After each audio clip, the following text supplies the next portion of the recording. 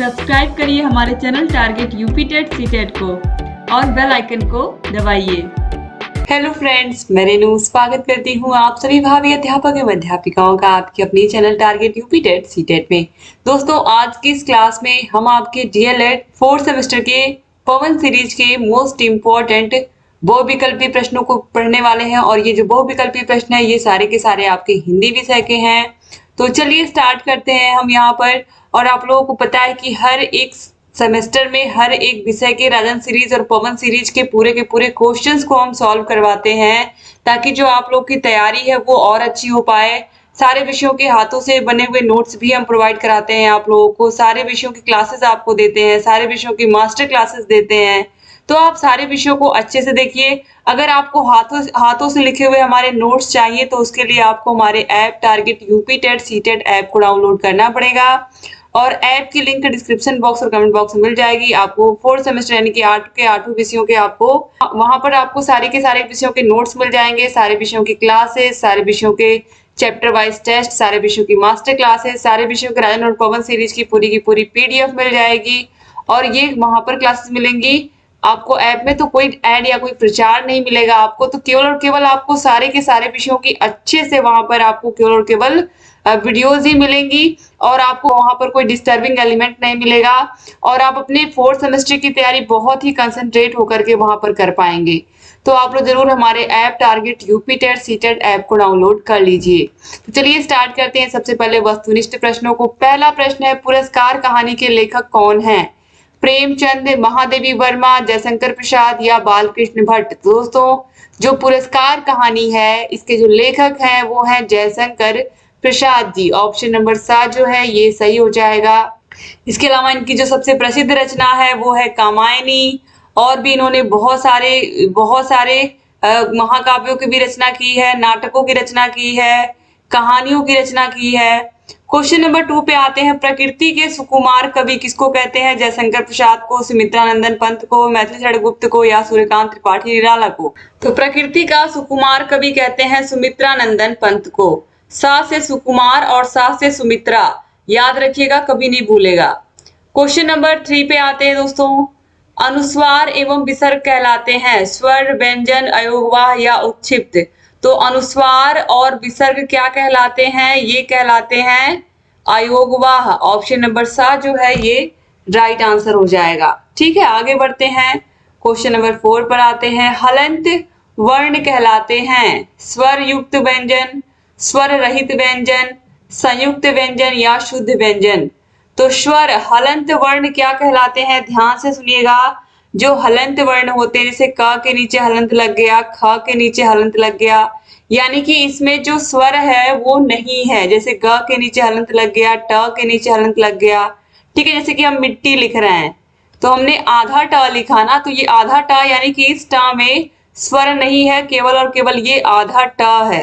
तो यहाँ पर ऑप्शन नंबर ब जो है स्वर रहित व्यंजन, ये राइट आंसर हो जाएगा।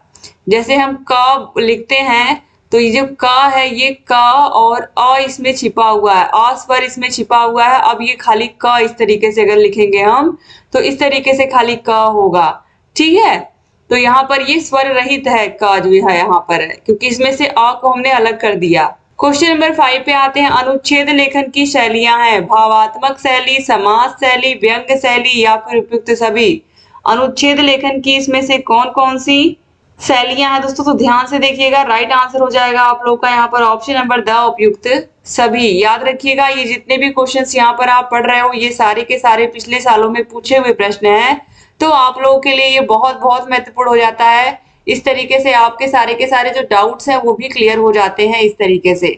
क्वेश्चन नंबर 6 पे आते हैं, मैं सुमन हूँ कविता के रचयिता हैं सोहन लाल द्विवेदी, मैथिली शरण गुप्त, द्वारिका प्रसाद माहेश्वरी या हरिवंश राय बच्चन? तो राइट आंसर दोस्तों यहाँ पर हो जाएगा ऑप्शन नंबर 7 द्वारिका प्रसाद माहेश्वरी।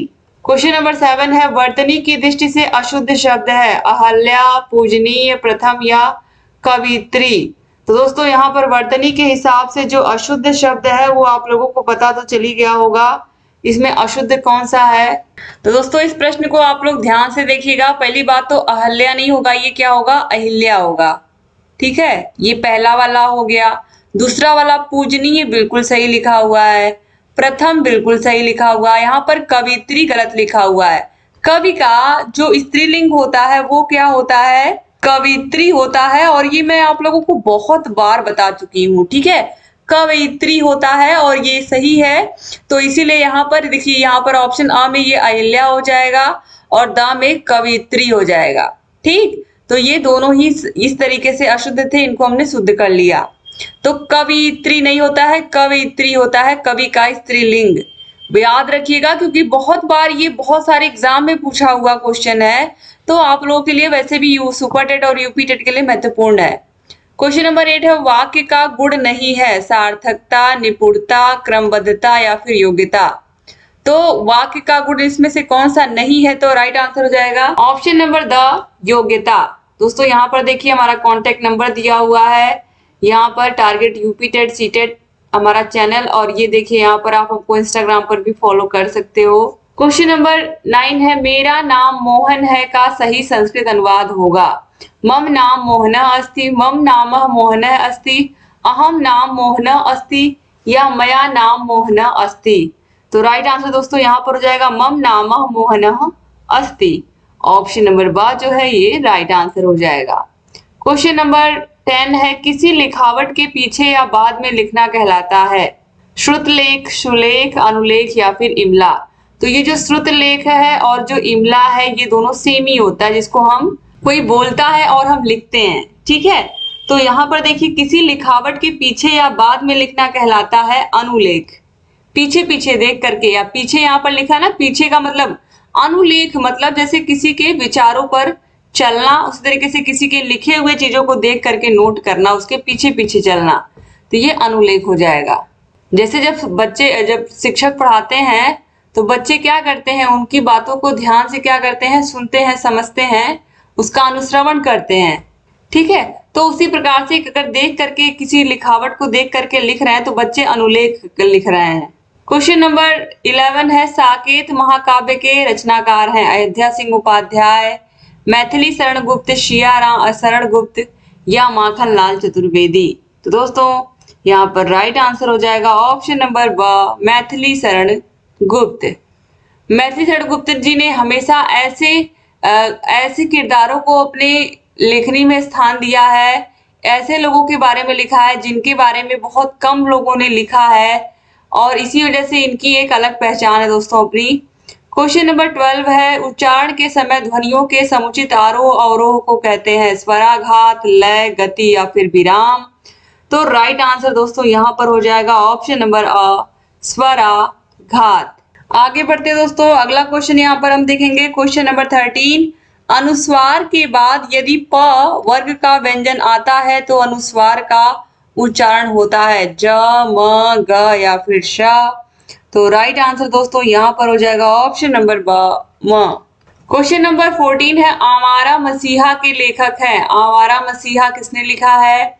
विष्णु प्रभाकर ने, विष्णु गुप्त ने, शिव पूजन ने या कन्हैया लाल मिश्र प्रभाकर ने। 2020 में ये सारे के सारे प्रश्न पूछे हुए हैं, आप देख सकते हैं। तो कितने महत्वपूर्ण है आपके एग्जाम की दृष्टि से, आप देख सकते हो। तो राइट आंसर दोस्तों है विष्णु प्रभाकर जी ने लिखा है आवारा मसीहा।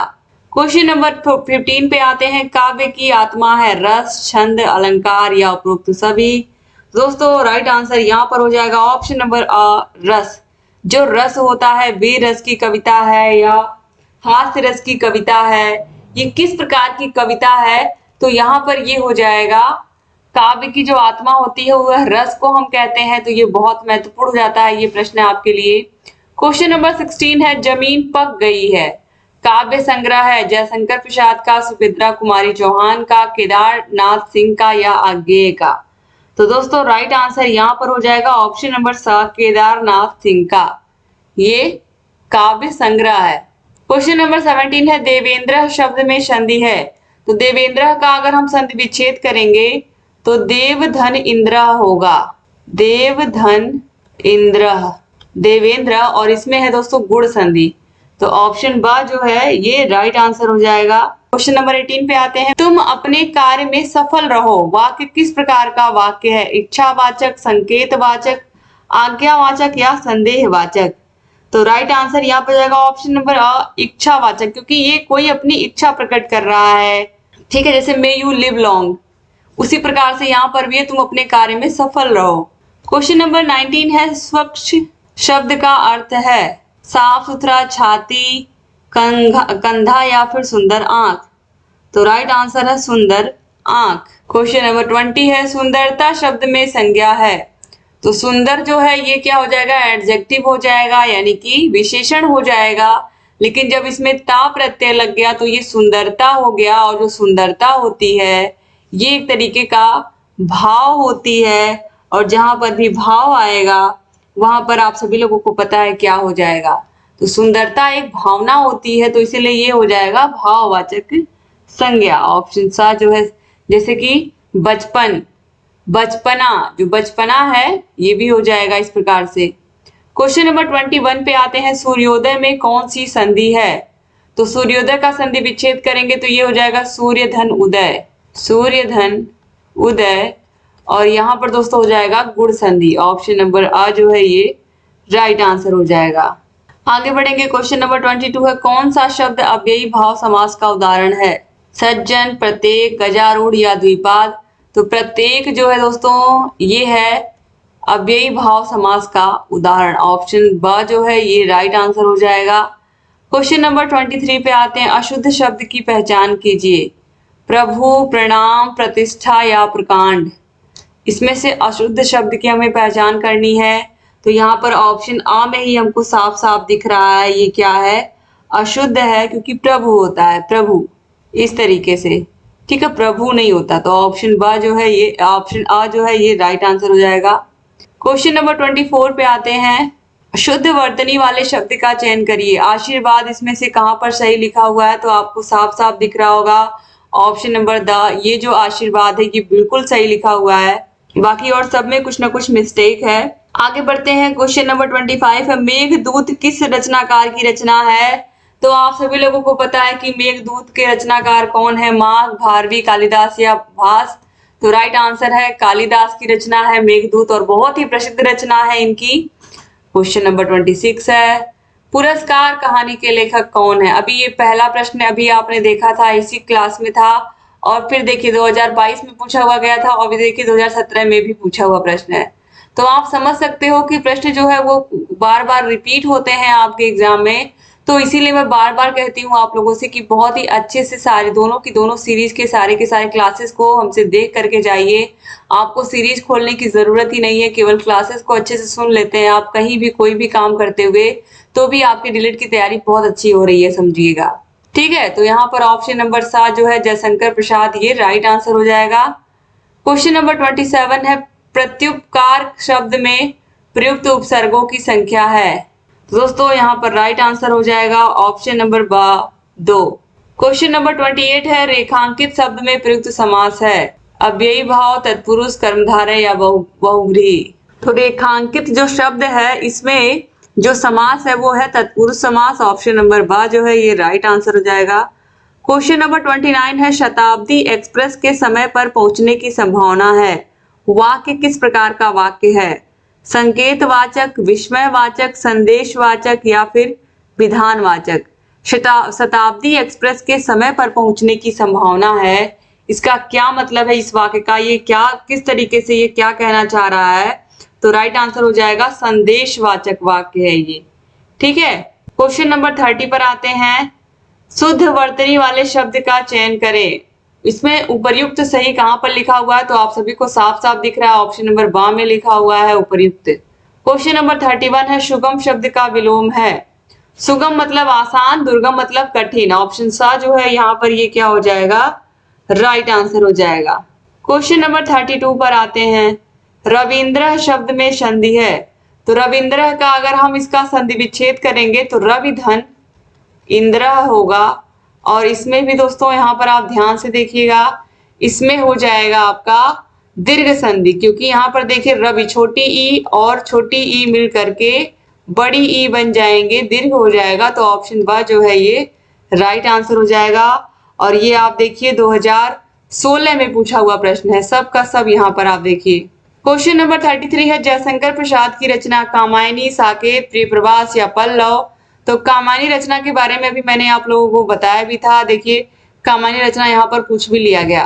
और क्वेश्चन नंबर 34 है दुर्बल को न सताइए जाकी मोटी हाय। उपयुक्त पंक्ति के रचनाकार कौन है? कबीर दास, रहीम दास, सूरदास या नंददास। तो राइट आंसर यहाँ पर हो जाएगा ऑप्शन नंबर आ, ये कबीर दास की रचना है, ये कबीर दास का दोहा है। क्वेश्चन नंबर 36 है खूब लड़ी मर्दानी वह तो झांसी वाली रानी थी।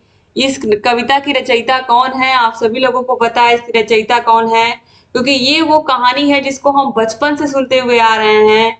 ऑप्शन नंबर द जो है सही जाएगा।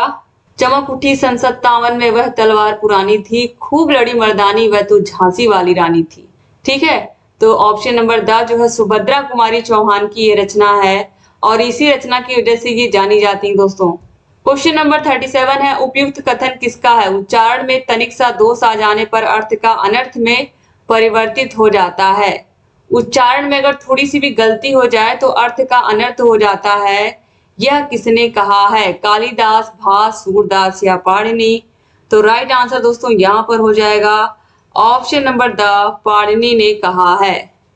क्वेश्चन नंबर 38 है संस्कृत लेखन का दोष है लेखन हेतु अधूरी जानकारी, लेखन में जल्दबाजी, अनुस्वार तथा अनुनासिक का पर्याप्त ज्ञान न होना या उपरोक्त सभी। तो राइट आंसर यहाँ पर हो जाएगा ऑप्शन नंबर द, उपयुक्त सभी। क्वेश्चन नंबर 39 है व्यंजनों के कितने भेद होते हैं दोस्तों? 6, 2, 4 या फिर 3। तो यहाँ पर दोस्तों राइट आंसर हो जाएगा 4। स्पर्श व्यंजन जो कि 25 होते हैं, फिर उसके बाद संयुक्त व्यंजन का, छ, त्र और ज्ञा, ये 4 संयुक्त हो गए। फिर इसके बाद अंतस्थ होते हैं या, रा, ला और वा। फिर उसके बाद उष्म होते हैं तीनों, श और ह। तो टोटल 4 हो जाएंगे। तो ऑप्शन सा जो है ये राइट आंसर हो जाएगा। क्वेश्चन नंबर 40 है अंतस्थ व्यंजन कौन कौन से हैं? तो या, रा, ला, वा अभी मैंने आपको बताया, उसमें से यहाँ पर रा दिया हुआ है, तो ऑप्शन आ सही हो जाएगा। इस तरीके से यहाँ पर आपने टॉप 40 क्वेश्चंस देख लिए। अब अगला जो पार्ट होगा वो अकेला एक उसके बाद खत्म हो जाएगा, तो आप उसको भी जरूर देखिएगा। जितने भी वो विकल्पीय क्वेश्चन है वो अगले क्लास में हम कंप्लीट कर देंगे। वीडियो को शेयर कर दीजिएगा और जहाँ कहीं कोई भी डाउट है जरूर कमेंट करिएगा। Thank you so much video को पूरा देखने के लिए। चैनल को जरूर सब्सक्राइब भी कर लीजिए और एक बार फिर से आप सभी का बहुत बहुत धन्यवाद चैनल से बने रहने के लिए। सारे के सारे क्लासेस को देखते रहिए, जहाँ कहीं कोई भी डाउट हमसे पूछते रहिए, हमसे कांटेक्ट कर सकते हैं। अगर आपको 8 के 8 विषयों के नोट्स चाहिए हमसे, अगर आपको नहीं समझ में आ रहा ऐप को कैसे डाउनलोड करना है या कोई भी प्रक्रिया, तो इस नंबर पर सिंपली आप कांटेक्ट करके हमसे पूरी जानकारी ले सकते हैं। और यहाँ पर आप देखिए इंस्टाग्राम आईडी ऑलरेडी मैंने बता ही दिया, तो थैंक यू सो मच। एक बार फिर से आप सभी का सारे क्लासेस की लिंक आपको मिल जाएंगी डिस्क्रिप्शन बॉक्स और कमेंट बॉक्स में। चैनल को देखते रहिए और जहाँ कहीं कोई भी डाउट है हमसे पूछते रहिए दोस्तों। जय हिंद दोस्तों।